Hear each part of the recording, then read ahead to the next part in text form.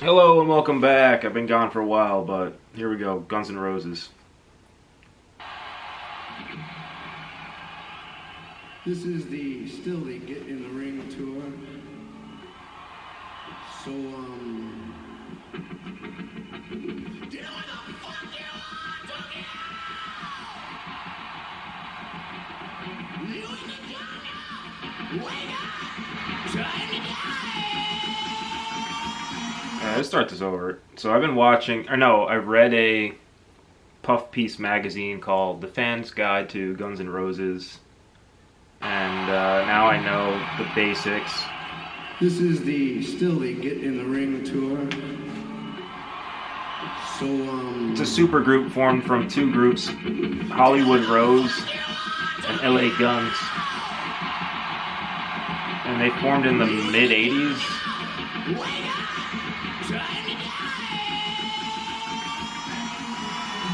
I think they formed in 85, and then this album, Appetite for Destruction, is 1987. So a lot of people have been commenting that I'm not taking it serious, but my Bluetooth speaker's right here, so the sound's not that bad.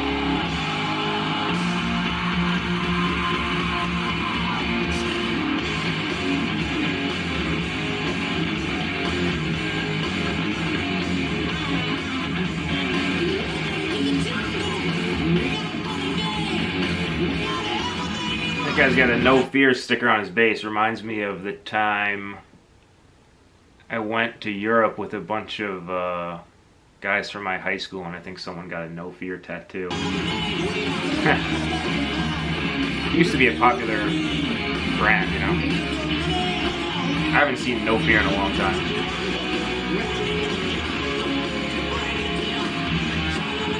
Alright, so you got Slash, Axl Rose, Duff McKagan. Now there's supposed to be, the original drummer's name is Stephen Adler, and then the original guitarist is Izzy Stradlin. Just ask me how I know that.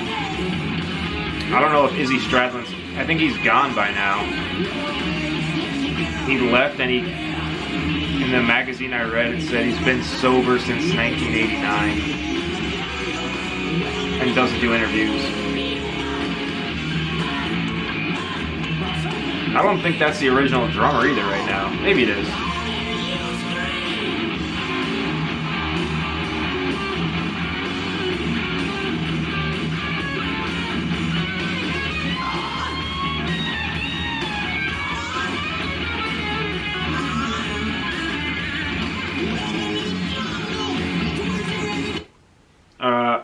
So when you look at Axl Rose, you got to look at what came before him.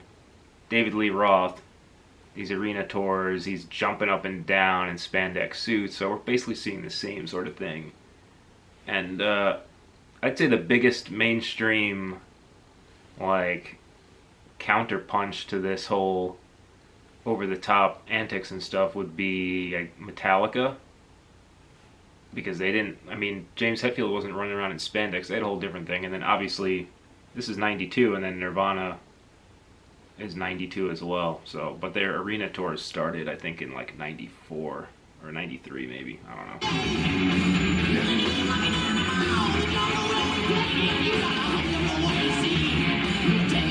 Yeah, I don't know who's on drums there. And is that Izzy Stradlin? You know, he's doing this whole dancing thing too.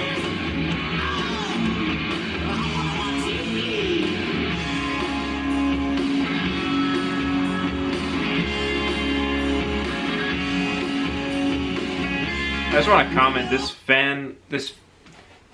I work at a store where I can look at all the magazines, right? So, constantly there's an influx of Taylor Swift, what I like to call puff pieces. So it's a whole magazine dedicated to Taylor Swift, or a whole magazine dedicated to Harry Styles. And then occasionally they'll have like Motley Crue, Guns N' Roses. And I read the entire thing, probably like 3 times, front to back. But the quality of the writing is so bad that they miss steps. They don't really give you the whole story. So like I wasn't even able to get a comprehensive grasp of all the different, or the chronology of the group. Really, the best place to go is Wikipedia, but let's just focus more on this performance here. I'm rambling.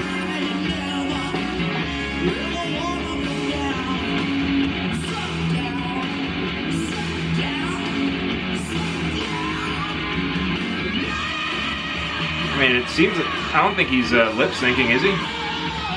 Look at this. That was ridiculous. This is like a human Slash just morphs into like a skateboard right now.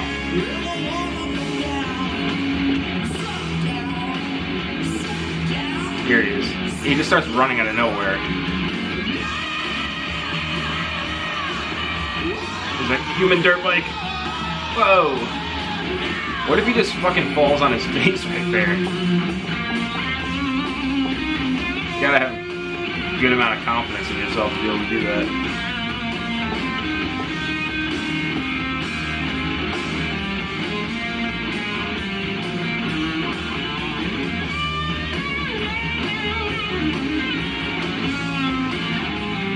I gotta say that a lot of times I'll watch Slash and I'm not that impressed, but this is pretty impressive guitar playing. I mean, he's got a good tone, the soloing's good. The composition of these Guns N' Roses songs is pretty good too. No, that's not the original guy. Is that the drummer for Velvet Revolver? I think his name's Nick Sorum. Someone is gonna write in the comments and correct me.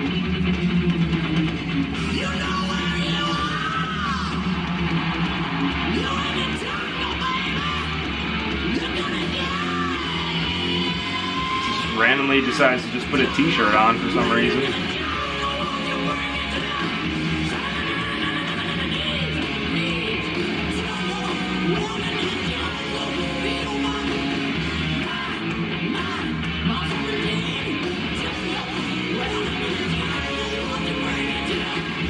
I really wonder if this is like, are there backing tracks and are they playing to a grid here? Because those backing vocals, the ooze, sound a little too perfect. And when you notice when he was doing the trade-off vocals with Duff McKagan, I couldn't really see, like, it was too crisp of a delivery, but the mic was going back and forth. So maybe they are playing to a backing track. Probably are.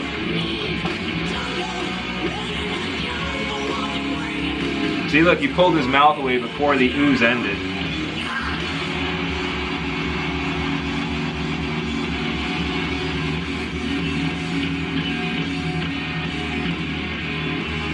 The vocal style of Axl Rose is definitely unique. You can hear right from the beginning he's in like a normal male vocal register when he's speaking, and then he goes up into those high pitched like cat wails. So I read in that Puff piece too that this album, Appetite for Destruction, wasn't doing that well, or what? Alright, so we'll start from the beginning.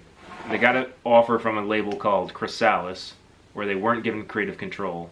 Their manager, Victoria something, put them up at her house, and they destroyed the house. They were well known for partying.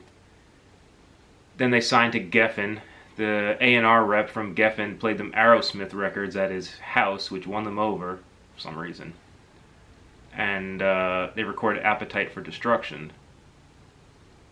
Album's not doing that great. And then MTV starts playing Welcome to the Jungle late night. Video catches on. That launches them to be the biggest band in the world. So this is 1988, 89, I guess? Maybe later than that, I don't know. A lot of these classic videos, one that comes to mind immediately is Ramones' I Want to Be Sedated. If you look at the difference, the song was recorded and put out on Road to Ruin, but then the video was put out on MTV like 5 years later or something. And that's what really is their biggest hit, so. And then Guns N' Roses, they reach super high, pinnacle of success, the band falls apart, and then you get to Chinese Democracy. I gotta do another video, I want to talk about Chinese Democracy, because I was literally laughing out loud reading about they spent $13 million, $13 million making it over the course of like 12 years. And I can remember in 2006, I used to wait at the train station to go into high school every morning. And I can remember waiting at the train station and somehow reading about or like thinking about Chinese democracy and like when was it finally gonna get put out. But I don't think I've even heard the full album through. So Guns N' Roses, I'll just wrap up a little bit here. Another Guns N' Roses memory I have to relay to you is, so I'm born in 88, Appetite for Destruction is 87, so I'm not really familiar with their rise to super success because I was only a baby and you don't become fully aware of like your memories don't start kicking in until whatever it is, like 2 years old or something. But I do have a memory, I was probably like 5. I pull up to my cousin's house and my cousin is outside wearing a Guns N' Roses t-shirt, lighting off firecrackers like M80s just in the driveway. So, and I think something that is lost on anyone who's like maybe 20, 25 and younger is that like back in these days before the internet, there was way more of a mystique to the major musicians and artists out there because you had less access to them, so you'd only really see them on MTV, and so they created a whole image that like you could buy into and totally believe. There's more more mystique. So Guns N' Roses definitely had a heavy layer of mystique. And then, you know, another thing to mention too is like when they played on the VMAs with Buckethead, their big rise back to fame and everything, you can kind of see that's like an interesting way to analyze the prior mystique and the success of the group and like how it ended up. It's just like a weird bastardization of like the original idea, I guess. Axl Rose overweight with the cornrows, Buckethead, wears Slash. But I think they did everyone except for one member has returned.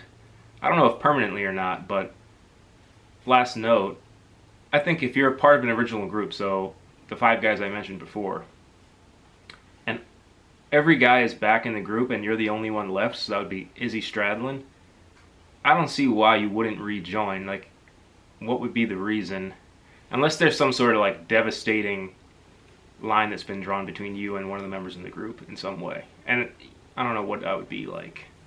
But anyway, Guns N' Roses, Axl Rose's ridiculous vocal range and cat wailing melody singing, Slash, good tone on the guitar, Duff McKagan, backup vocals, solid bass playing. The original guitarist, I don't know where he is. Maybe he's in this video. And then the drummer and everything. So I'm gonna do more Guns N' Roses. We got to talk more about Axl Rose. Until next time, we'll see you then. Bye.